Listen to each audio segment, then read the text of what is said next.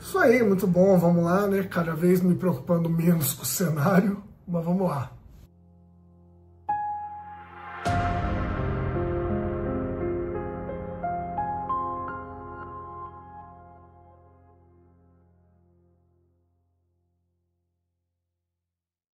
E aí galera, eu assisti o documentário Apocalipse nos Trópicos e eu acho que a gente pode conversar um pouquinho sobre, né? Esses dias eu vi, tá na Netflix inclusive, o mais novo documentário da Petra Costa, que ficou famosa com o documentário do golpe, e sim, foi um golpe parlamentar da Dilma. Ela ficou famosa por quê? Porque ela fez um documentário que saiu na Netflix, sai na Netflix, viraliza, porque a Netflix é o streaming do povão mesmo, e ela fez o Democracia em Vertigem, que mostrava, como é que eu posso dizer?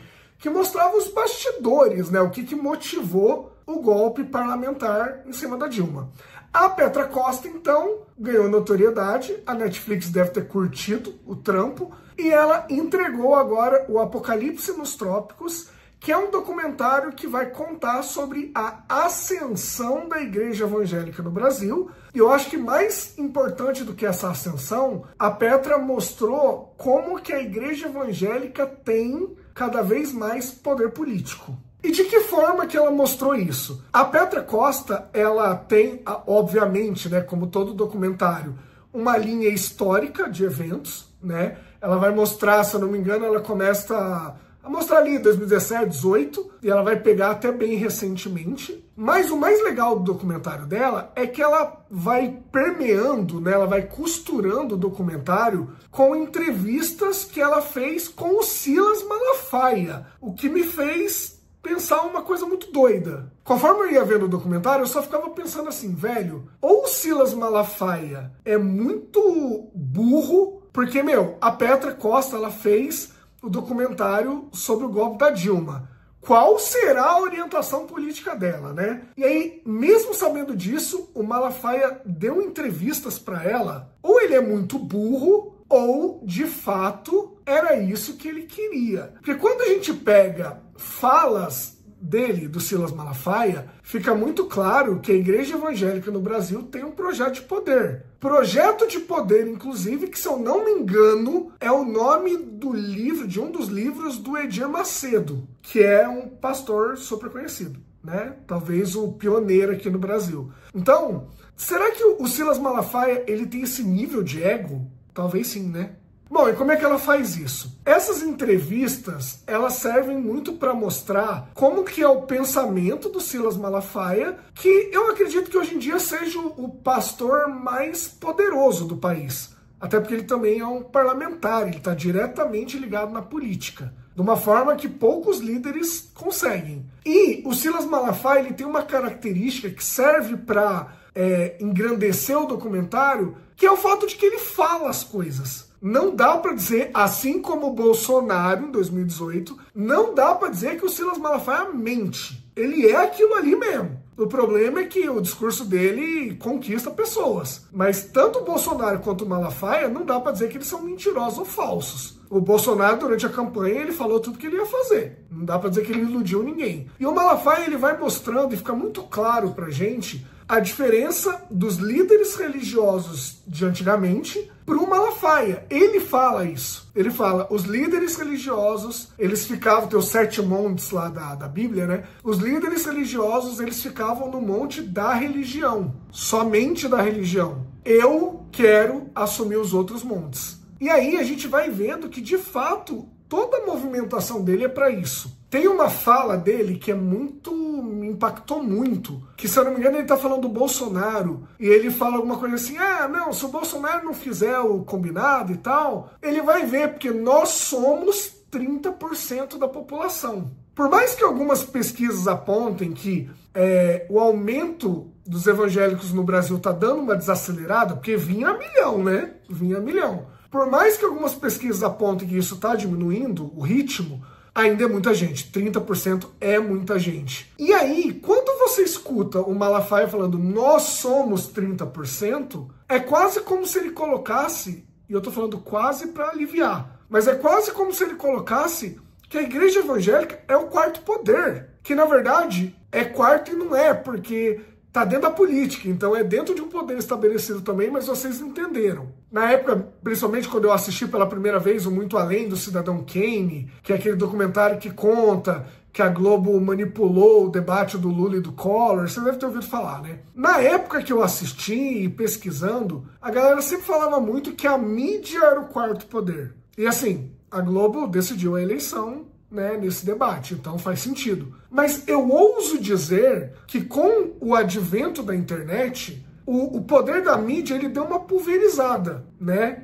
Principalmente a mídia tradicional. O Jornal Nacional ainda é muito importante, claro que é, mas ele divide espaço até com o WhatsApp como mídia. Então, qual é a força que ocupa esse lugar de quarto poder? A Igreja Evangélica. Até porque a Igreja Católica, por mais que tenha movimentos também relacionados à política, a gente nunca teve um movimento religioso tão bem organizado para se meter na política, de fato. Vamos voltar um pouquinho no tempo, que eu acho que a gente entende melhor o que está rolando, assim. Eu lembro que quando a gente teve as manifestações contra a Dilma, daquela época do impeachment e tal, eu lembro que viralizou muito imagem de casais com a camisa da seleção brasileira, porque essa praga começou naquela época já, né? 11 anos atrás, quase. Mas pessoas, né, casais com a camisa da seleção brasileira em manifestação e atrás a diarista empurrando o carrinho do bebê, que é quase uma reedição, né, da escravidão, porque geralmente a diarista, a babá, é negra, então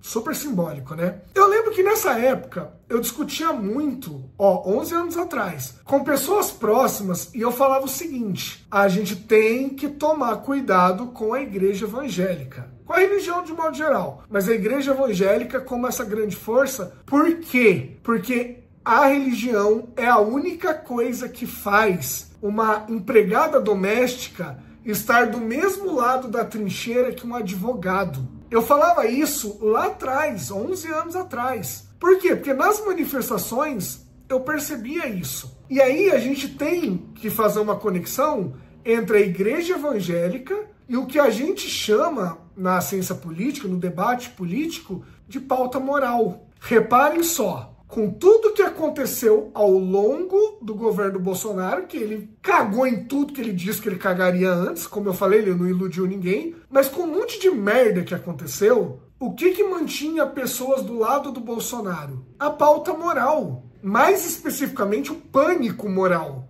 Do banheiro unissex, do kit gay, da mamadeira de piroca, essas besteiras. E é isso, gente. Quando a gente pensa principalmente em classes sociais, é muito complicado um médico, um advogado, um engenheiro, ele se identificar com a mesma causa econômica, política, que uma pessoa pobre. Quando a gente olha para política e economia, a gente não bota essa galera do mesmo lado, porque os interesses são diferentes. Como você faz para colocar essa galera do mesmo lado? Você coloca a religião. E é muito isso que a gente passou a ver de 2014 para frente. A pauta moral juntou pessoas que jamais estariam juntas. Não à toa, gente. Lógico que isso é um movimento que vem antes. O Malafaia, eu acho que, sei lá, década de 70, 80, ele já estava fazendo o trabalho dele. Inclusive no documentário ele conta que ele assumiu uma igreja, que um parente dele lá era o líder,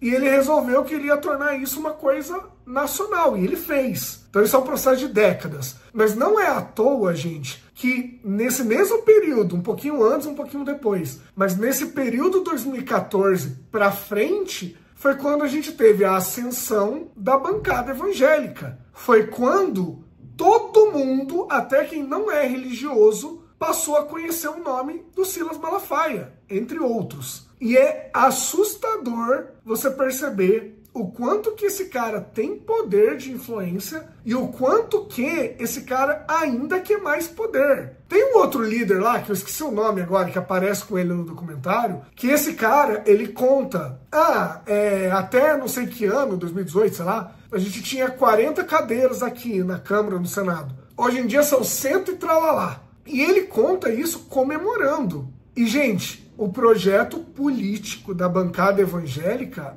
não para por aí, tá? A gente passou pelo Bolsonaro, inclusive a gente está lidando com várias tretas do Bolsonaro ainda, mas o documentário da Petra, ele mostra pra gente que essa ânsia por poder tá longe de ter terminado. Eles estão, a cada eleição, ganhando mais cadeiras na parte legislativa, né? A gente tem a Michelle Bolsonaro como uma líder política também, política e religiosa. Então, a gente precisa tomar muito cuidado com o poder que essa galera tá conseguindo conquistar. E antes que alguém me enche o saco aqui, gente, a questão não é ser antirreligioso, ou antirreligião, no caso, né? Nada nesse sentido, tá? Agora, é fato que, historicamente, quando a religião apertou o passo e alcançou a política, a gente teve vários problemas. Por quê? Principalmente porque essa vertente evangélica que eu tô falando é uma vertente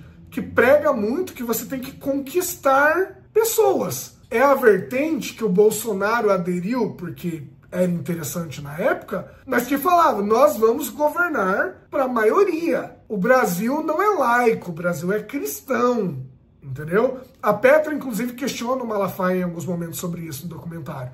Vocês entendem o tamanho do perigo? Se essa galera vai conseguindo cada vez mais poder, eles vão começar, já estão fazendo, né? Já tem muito barulho e muito trabalho que eles estão dando, mas eles vão cada vez mais legislar para quem é evangélico. Quando, na verdade, o Brasil é laico e a gente deveria ter leis e a Constituição que respeitasse a diversidade religiosa. Então, eu tô comentando aqui o documentário, do jeito que eu faço, vocês estão acostumados, mas não é para meter a boca na igreja evangélica. A igreja tem um papel fundamental na sociedade. Eu tô metendo a boca na galera que tá usando o púlpito da igreja como um palanque político. E vocês sabem, na última eleição, principalmente, essa galera estava levando o político para cima do púlpito e mandando votar nessa galera. Ou os próprios líderes religiosos estavam indicando em quem a galera tinha que votar para presidente. E eu falava lá atrás, o que ia segurar o Bolsonaro era a pauta moral. E foi exatamente o que aconteceu. Se a gente não começar, e a gente, quem tem um mínimo de neurônio funcionando,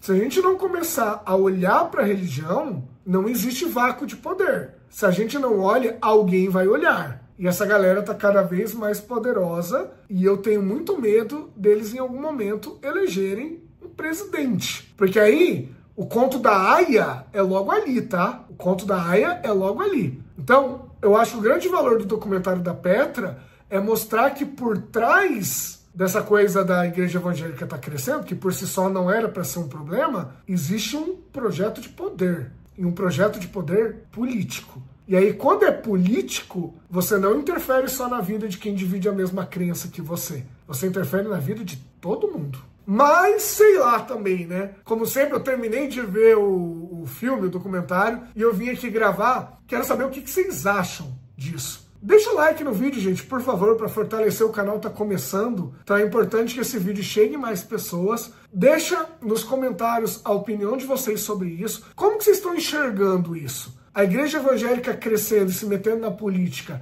é de fato um risco? Comentários estão aqui para isso. Se inscreve no canal para não perder nada. A gente se vê no próximo Filetismo Cultural e um abraço para vocês.